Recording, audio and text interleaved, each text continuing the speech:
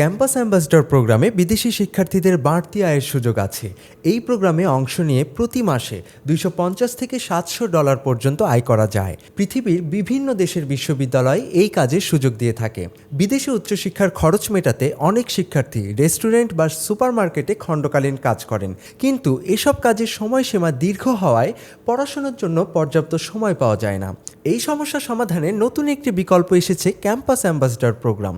এই প্রোগ্রামের মাধ্যমে শিক্ষার্থীদের বাড়তি আয় ছাড়াও নেটওয়ার্কিং, নেতৃত্বের দক্ষতা উন্নয়ন এবং ভবিষ্যৎ ক্যারিয়ারের জন্য গুরুত্বপূর্ণ অভিজ্ঞতা অর্জনের সুযোগও রয়েছে।